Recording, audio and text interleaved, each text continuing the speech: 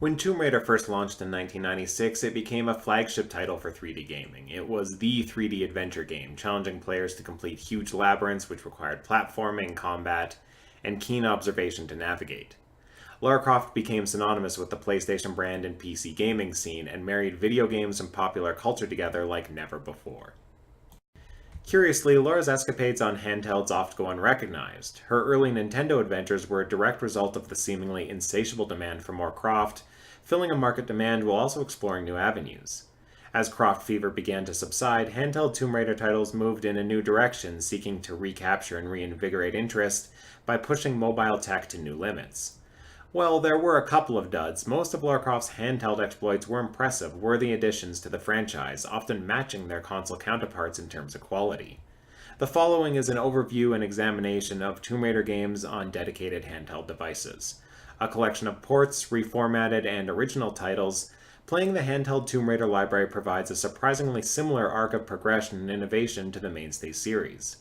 More than a series of cheap cash grabs, most are fully developed games providing all the thrills of their console and PC counterparts, and on a small screen nonetheless.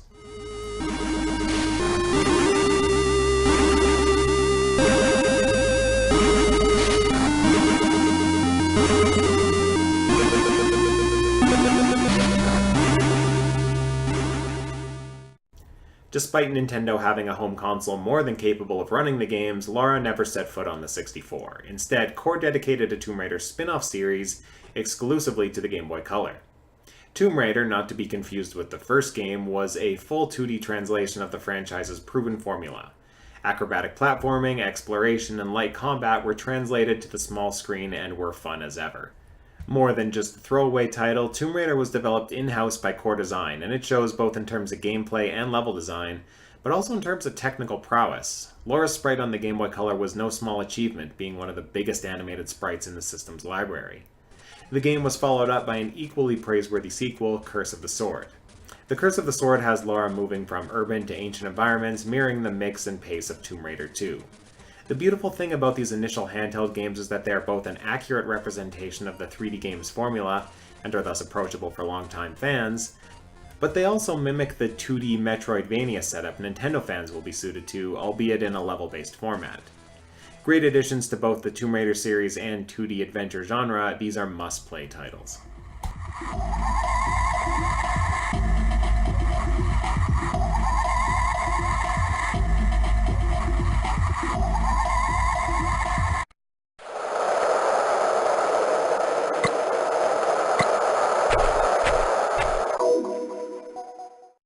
Amidst the darkest, no pun intended, point in Lara's career, license for a Tomb Raider game was given to Ubisoft. Released for the Game Boy Advance, Tomb Raider: The Prophecy is not only the best handheld Tomb Raider game, it's arguably one of the series' strongest entries on any platform. Sadly, the title went largely unnoticed. Though hardly influential on canon, the story in The Prophecy is a competent, safe translation of series standards. On a mission to take out a vicious cult, Lara, as per norm, finds herself running about the globe. While most of the locales tackled have been in the series before, the levels and story are all new. The game swaps vantage point to a bird's eye view, but changes little in the way of mechanics, design, or gameplay. Lara is still running, climbing, and rolling about massive levels, pulling switches, finding keys, and killing indiscriminately. Matter of fact, the combat, though essentially the same concept as Core's earlier works, feels much better in The Prophecy. Platforming too feels tight, the controls and level layout working perfectly in unison without being too linear or plain. The Prophecy takes what was old and makes it new again, and all thanks to the capable and fresh eyes of Ubisoft Milan.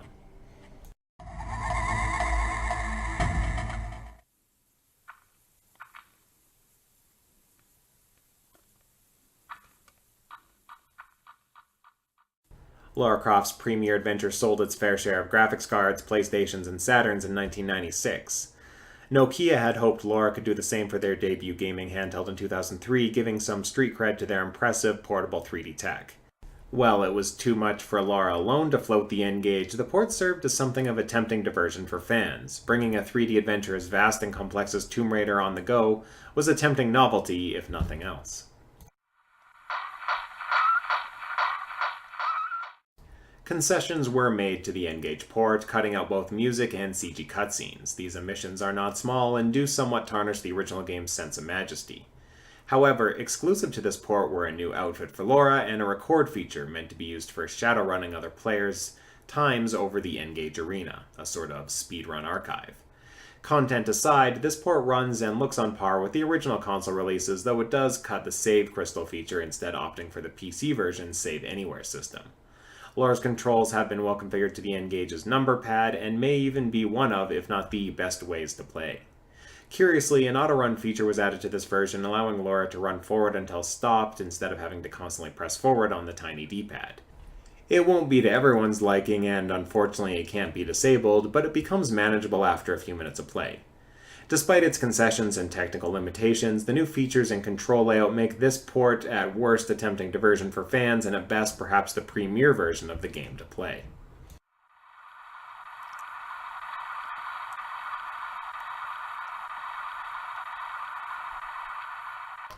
The PSP port of Legend makes the list, just barely, because of a few minor and several major inclusions.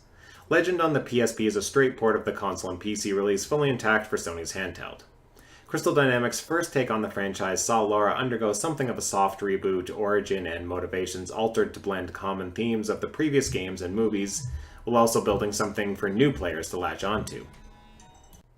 Globe-trotting through 8 levels, Laura is searching for answers related to a personal tragedy. In doing so, both ancient and personal history are unearthed, leading to a tense and bloody conflict. Legend was met with mixed reception by longtime fans, as one would expect with any reimagining. Controls, combat, and level structures have been streamlined, making the game more accessible, but also easier. Rabid fandom aside, Legend is a strong adventure title worth experiencing on any platform it was ported to. What makes the PSP version so special aside from its portability is the addition of new costumes, challenge modes, and ad hoc multiplayer. While the Master System mode will delight speedrunners, multiplayer acts as something of a superficial, but nevertheless enticing, distraction. Crofts can challenge each other to races or play hide-and-go-seek, a mode that has players hiding artifacts for the opposing player to find. For most casual players, these modes aren't worth seeking out a whole nother copy of the game. However, the fan service and novelty of new costumes and competing crofts will hold appeal for series vets.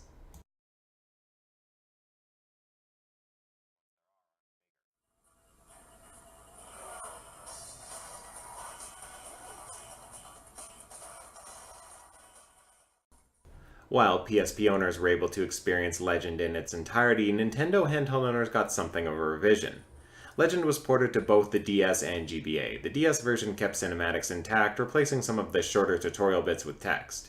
At first glance, it's a workable translation, taking advantage of the hardware's touchscreen and sporting some impressive 3D environments, even if substantially simplified when compared to the full version. Combat is handled by tapping the touchscreen, forcing players to clumsily dance their fingers about the DS until victory or death was achieved. Traversal and platforming intact, Laura is capable of climbing, swinging, swimming, and using her magnetic hook. Turret and bike bits have also been adapted and are entertaining in their brief segments. On paper, the port doesn't stack up too bad. After a few levels, however, the game's shortcomings become more apparent. The sprite work is awkward, to say the least. The switch between 2D and 3D movement is superficial at best and confusing at worst, repeatedly tricking players into hurling Laura to her death thanks to poor visual cues. Broken checkpoints, stupefied puzzles, horrendous boss fights, and uninteresting level design make Legend on DS more chore than adventure. This version does little to capture the spirit of the full version of the game. Many of the same criticisms can be flung at the GBA version, sans the touchscreen and cinema bits. A few unlockable puzzle minigames can't save this version from mediocrity either, and Nintendo fans would be advised to stay away from the portable versions of Legend, instead opting for the much more competent and faithful GameCube port.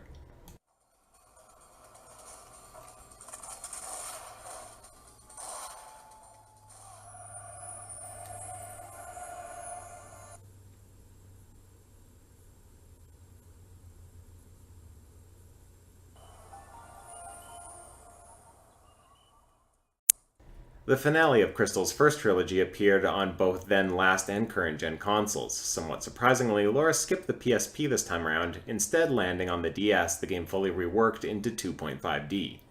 The game is so good, it could almost stand on its own against the full versions, should Nintendo gamers who played Legend on GameCube and Anniversary on Wii want to finish off the trilogy, avoiding the garbage Wii port of Underworld altogether. At first glance, Underworld on the DS may look a lot like the port of Legend, albeit with less play of 3D space. While it does away with true 3D navigation, it does so for the better and manages to lose little in transition. At its core, Underworld on DS is a platformer, challenging Laura to swing, leap, and swim about her environment. Slow motion events are here and work pretty well, successfully capturing that pleasure of having you act on your feet. Levels are separated into small rooms, each taking a minute or two to complete on average. These rooms can simply be run through, though secrets are hidden within for those patient enough to scour. Matter of fact, the secrets, along with several other puzzles in the game, make great use of the touchscreen and are worth seeking out just for the challenge, not to mention the sweet bonus artwork. The mix of both new touch challenges and traditional Tomb Raider navigation puzzles make the DS port an ambitious endeavor, far more than it needed to be, but richer because of it. Combat takes on a more traditional run-and-gun style, however it still manages to be quite involving, hurling grenades, taking cover, and switching weapons. It's not the highlight of the game, and fights are scarce overall, but it's the best the series has seen on a 2D plane. All the cinematics have been shrunken down to the DS screen, and all the levels have been expertly reimagined in 2D, maintaining what made them so engrossing in the first place. The sinking ship, scaling Mayans, swimming the Arctic Sea, it's all here and somehow manages to excite the same feelings of awe and wonder found in the full version, even at the sacrifice of scale. And with well-placed checkpoints, tighter mechanics, and a whole lot less glitches, it's less frustrating to play, too. Mileage between gamers may vary, and I'm sure not all Tomb Raider fans will be as excited about it as I am. However, there's nothing objectively bad about this port, and both fans of Nintendo action platformers and Tomb Raider fans should have fun with at least one run-through.